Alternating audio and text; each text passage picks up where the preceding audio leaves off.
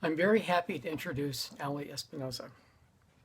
Allie's writing pulls us into that most modern of crossroads, the combination service station, convenience store, freeway exit rest stop, a place we visited enough to think we know, but we don't.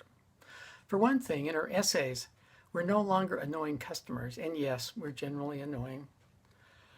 We've been invited in as guests, privileged to see what Allie sees from her side of the counter, refilling coffee machines, resetting pumps, and ringing up our sad, unhealthy, high-carb purchases in a Chevron station off I-5 on the western edge of the San Joaquin Valley. Allie knows how all this works. The coffee machines, the underground gasoline tanks, the inches-thick Chevron emergency handbook. But more importantly, she knows what it means, what her experience can tell us about the human condition and about ourselves. What we learned from Allie's writing is that this way station is a community, the service station a kind of country store, and that it's run by a family, provisional and yet somehow transcending shift schedules and freeway exit isolation, complete with all of the usual tensions, rivalries, dysfunctions, and codependencies, and also the loyalties and deep connections that define all families. And we've gotten to know this particular family pretty well. Over the past several years in writing workshops, our own dysfunctional families, we've looked forward to benefiting from the routinely cynical wisdom of Celso, Allie's sympathetic and loyal surrogate brother. And with one supervisor in particular, we see played out the kind of generational tensions that affect even the best families. Allie writes, quote, "She reminded me of my various aunts. Short in stature, short curly black hair, and short-tempered.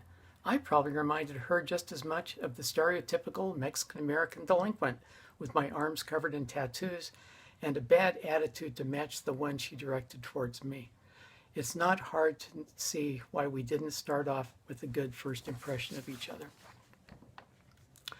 Like any family, these resentments that result inevitably from sharing a small house, not to mention an unending flow of visitors asking to use their bathroom, and from sibling rivalries arising from competing seniorities and competencies, these conflicts are put aside when the family is faced with a common enemy, the routine customer, us. Bitchy and road-weary and sometimes downright life-threatening is when a distracted customer drives his truck through the store's floor-to-ceiling windows, showering those inside with broken glass and fragments of a product display case Allie had been stocking just moments before. When Allie is routinely asked about the obvious dangers that attend long graveyard shifts in this well-lit but isolated outpost of civilization, "Aren't you worried?" she answers, only a little sarcastically. "Yes, I am. I'm worried about everything. I have anxiety. Worrying is what I do." There's so much that's remarkable in Allie's thesis. Her job may not pay much, but it delivers up enough stories to fill many more books than this one. But what's most remarkable is Allie's place in all this. Anxious sometimes, but paying attention always. We've come to appreciate her quiet, almost transparent prose that tells us exactly what we need to know, with each beautifully cadenced sentence and each perfectly chosen detail, and a discernment that's razor sharp yet somehow gentle, with even her most accurate and well-earned characterizations of a demanding customer or a complaining coworker, balanced with even-handed honesty in evaluating her own significant presence in this communal gathering of underpaid and overworked family, laboring in the service of Chevron and also in the service of the stream of travelers, needy, grouchy, in search of caffeine, and also the comfort of human contact and even safety. Their stories and hers are chronicled in essays Allie has written with care and sympathy, standing, in Walt Whitman's words, quote, "amused, complacent, compassionate, idle both in and out of the game, and watching and wondering at it." I'm honored and very happy to introduce Allie Espinoza. All right, so to start off, I want to give some thank yous. I want to thank John Hales for his support throughout my entire time in the program. He's been a great help, helping me revise and just find the diamond in the rough with all these rough drafts. and for his time encouraging me even during undergrad when I did not know that I was going to go into this. I want to thank Stephen Church for his guidance and being the one that actually put the idea into writing about this for my thesis. If he hadn't mentioned that on the off chance, I have no idea where I would be right now. I want to thank Jefferson Beavers for all the work he does behind the scenes. He's always been a great help to me with a bunch of emails. I know I send him things and ramble on, and he's always been able to guide me in the right direction. I want to thank my peers for their support and everything. All the comments, all the advice, I greatly appreciate it. There's too many of you to list, but you guys all make a big difference for me. I want to thank my family, in particular my husband, my sister-in-law, for believing in me when I didn't, for encouraging me to go back to school, even when I had stopped writing altogether. And last but not least, I want to thank my crewmates at work. Thank you for all the material. But in all honesty, thank you for always supporting me and encouraging me to write about our experiences, because if you guys hadn't encouraged me, I don't know what I would have done. Alright, so I'm going to read a piece from my thesis. It's currently got a working title called Wit's End. When Celso and I walked outside for a smoke break, I had grabbed one of the bright neon yellow safety vests we are required to wear whenever stepping outside. It had been a long day, and no one who is currently on the clock cared if I took an unscheduled smoke break, but I did it to trick the cameras into thinking I was still working. As we stepped out of the gas station, we could tell traffic was dying down, as only a handful of cars were in the parking lot and at the gas pumps. But as we walked to the back of the station to Celso's car for a lighter, from the freeway off-ramp just a quarter of a mile away, we could see the sea of white headlights and red taillights that congested the freeway despite it being around 10 o'clock at night. Our workday was coming to an end, so we sat on the curb on the right side of the building, smoking cigarettes and watching cars as they pulled up to the pump islands within our view. "You ready to go home?" Celso asked. "Yeah, you?" "Fuck yeah," he smiled. "Just 30 more minutes and I get to clock out." I took a drag from my cigarette, dreading the fact that I still had about an hour to go. It was no secret that none of the girls liked to stay late working by themselves. It was only every 30 minutes at most that we'd be left on our own before the person working graveyard would come in. But still, a lot can happen in 30 minutes. A lot can happen in 30 seconds if you think about it. Luckily, nothing really traumatizing had happened. At least not yet. There had been the drunk guy that showed up and started yelling at me about something I couldn't quite make out through the incoherent babbling, but he left me alone after I told him to fuck off. There was also the creepy truck driver that would come in regularly and stand a little too close for comfort. But I managed to keep enough distance between us by standing behind the counter next to the register that was furthest away from him and closest to the phone. And for good measure, I always kept the box cutter in my pocket, equipped with a brand new blade as soon as the old one appeared too dull to do any real damage. As my supervisor, Celso ignored the box cutter weapon I carried around with me. As my friend, he encouraged me to do what I needed to do. "Don't worry, Alley Cat, you have that box cutter with you if someone tries to get crazy," Celso said as he flicked away a cigarette butt. "Besides," he continued, "like you're gonna let people get crazy with you anyway." "I'll get crazy back," I answered him as I fixed my gaze on the white Corolla that came screeching to a halt at one of the pumps. When I started working at Chevron, I used to jokingly tell people it was because I could take a bullet. Even to this day, I'll occasionally tell that to people when they ask me how I can work there. "Aren't you worried about all the random people that show up?" they ask. "Yes, I am. I'm worried about everything. I have anxiety. Worrying is what I do. For better or worse, I've always had a habit of throwing out witty remarks whenever someone asks me about the possible dangers. It's not because I think I'm funny, though I can be hilarious sometimes, but rather it's a defense mechanism I've had ever since I was a little kid. Maybe it's just easier for me to crack jokes or make witty comments than it is to admit that there really is something I should be worried about. But even as a joke, it still hits a little too close to home to some of the people close to me. From my mom always wishing I worked somewhere a little safer, to my husband, who never hesitates to mention how nervous he is about the fact that I work at a gas station at a rest stop just to make it a little more worrisome. Maybe I didn't really have to know how to take a bullet to get this job, but I had to at the very least know that there might be a possibility of encountering someone who might want to shoot me, or hurt me, or kill me, or maybe just yell at me. It could really go any extreme of ways. A quick wit is a double-edged sword at times, however. It's not like this defense mechanism hasn't gotten me in trouble from time to time. About 7 hours before Celso and I went to have a smoke, our shift had started a little hectic. We were busier than we normally are on a Wednesday afternoon because the gas station across the street was closed for some reason. From there on, everything that could go wrong did. From broken appliances that had to be called into our maintenance department, to customers making a mess of the store. Yet somehow neither Celso or I lost our tempers, which is always very important because as soon as one of us loses it, the other one is usually quick to follow. So when a customer sighed exasperatedly, emphasizing their frustration loudly as they stood by the coffee area, I knew it was just a matter of time before one of us snapped. From the register, I got a glimpse of the coffee area where everything was a mess. The coffee thermoses were almost empty. The counter all splattered in coffee and sugar and creamer, while the empty sugar packets and discarded stirrers and lids were littered on the floor instead of being disposed of in the trash. "You're out of coffee," the customer informed me as he threw an empty coffee cup down on the floor, dramatically, annoyingly. Celso looked up from his register. He didn't say anything, but based off the look on his face, I could practically hear him tell the guy exactly where he could go. "We've been kind of busy," I answered the rude customer before Celso said anything himself. The customer just scoffed. "Too busy to make coffee?" "Who would have thought, right?" I remarked, not missing the displeased look on their face when I said that.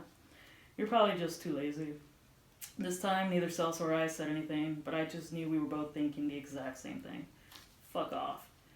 Despite the fact that it meant helping the rude customer, I knew that we needed to make an effort to clean this store, as well as brew more coffee. But the amount of people in line would still make it a while before we had the chance to break away and do anything else. In a stroke of genius or desperation, I remember the register's hard drive was positioned on the ground, near my foot, tucked away as much as possible but jutting out enough that whoever was working the register could accidentally bump into it if they weren't careful.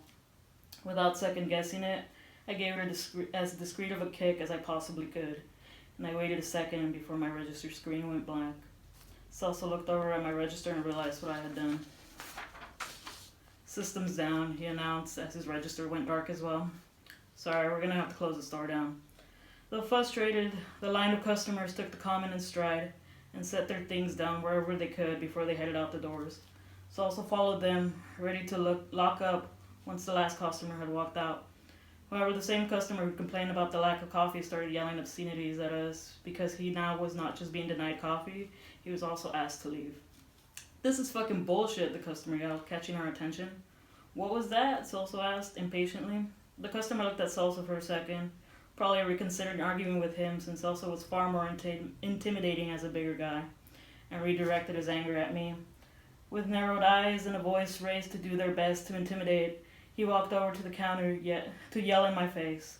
"What the fuck do you mean you're gonna close? What about my fucking stuff?" He lifted his bag of chips and waved them at me, rattling them so much that there was probably more crumbs than chips left in that bag. "Never wanted to miss a chance to make a sarcastic comment," I answered back. "Well, the register's down, so I don't know how you expect me to ring up your fucking stuff." "Fuck you," they yelled before turning towards the door. Although I shouldn't have, I continued to retort, "Have a good day." The customer turned back around to face me, angry that I had said such a thing. "Kiss my ass." "Nah, I'm good." The customer angrily took a few steps back towards the counter before glancing over at Celso, who had been watching him the whole time in case he needed to intervene. I tensed up and kept my eyes on the customer in case he tried to lunge at me, but thankfully they turned around and walked out the door, cursing and screaming at us from the other side as soon as Celso locked it. Without paying them any more attention, Celso turned to look at me, laughing. "That bitch is over here yelling like I won't go out there and beat his ass." "Do it," I encouraged.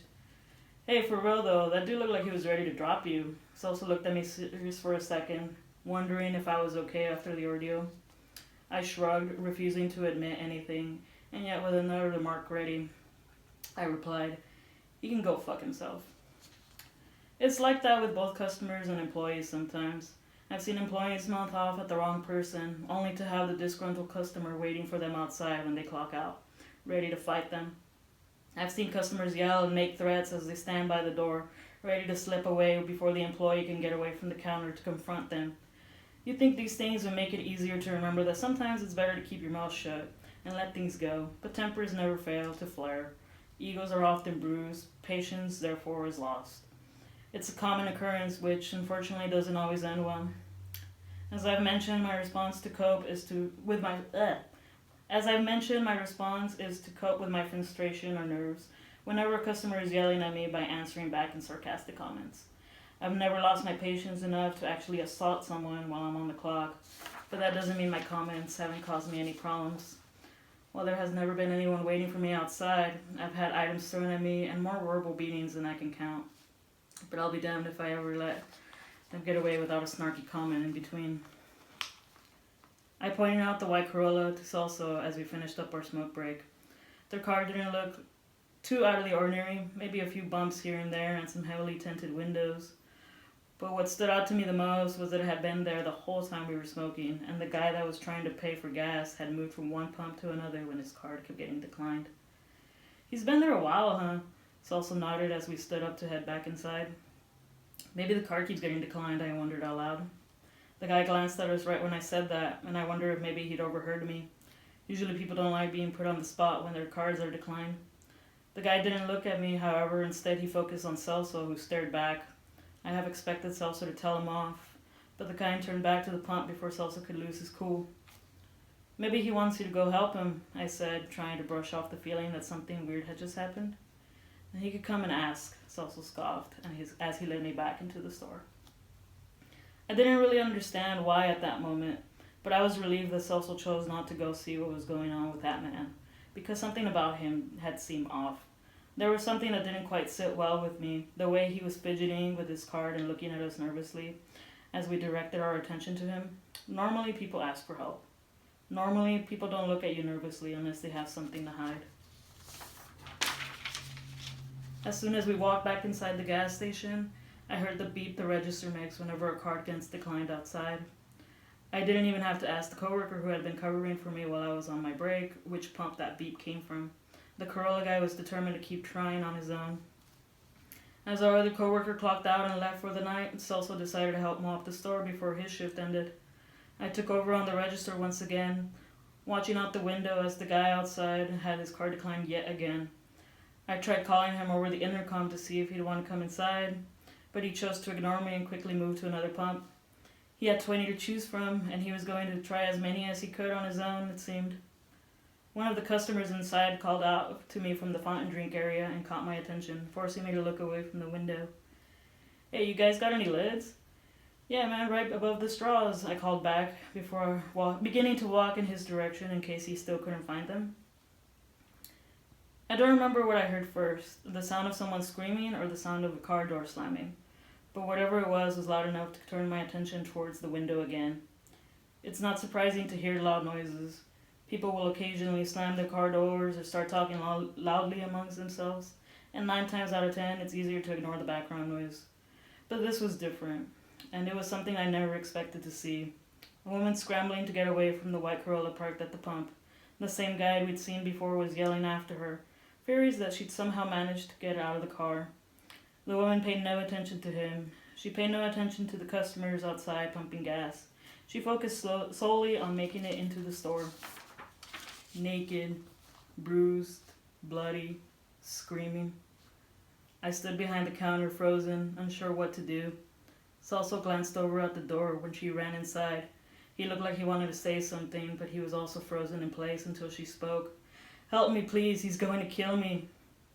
I stood there for what was probably just a second, but seemed to be happening in slow motion. The image has been burned into my mind. I can remember the way her short hair was matted with both blood and dirt. I can see that not only was she covered in bruises and cuts, as well as fresh and dry blood, but she looked like she'd been like this for a long time. The way her light skin had a layer of grime that must have accumulated from days of being held against her will. I wanted to look away, but every hue of purple, blue, and red on her face and body was hard to ignore. She made a dash in my direction, and instinct caused me to tense up, the same way I tense up whenever customers become agitated. But she ran past me, sobbing the whole time, cowering in the counter next to the control Cowering at the counter next to all the control panels with all of our emergency shut-off switches, she crouched down enough to avoid being seen from either the main door or the big window I had been staring out of, completely unaware that she had been inside the car we'd been watching since it arrived. Never did it cross my mind that there could have been a hostage in that car. Please don't let him get me. She covered her face with her hands, and through muffled cries pleaded for help. I looked out the window to see that Celso had run to catch the guy, but both him and the white Corolla were gone. The few customers outside relayed information to Celso about which way the car had taken off. As soon as he was back inside, I reached over the woman's head to flip on the automatic lock switch for the entrance doors. I didn't miss the way she flinched as my hand came near her. I'll call the cops, Celso called out to me as he got his cell phone out of his pocket. Is she alright? Does she need anything? He kept his distance, worried that she wouldn't react well to him getting too close. Turning back to look at the woman, I noticed her shoulders shake as she continued to cry. There was nothing I could think of doing to help someone in this situation. There was nothing I could ever think of saying to make her feel better. But I took off my bright yellow vest and contemplated if I should drape it over her. I wanted to say, I'm going to put this on you, okay? Do you want me to go get you a jacket from the back room? Do you want to go into the back room and wait until the cops arrive?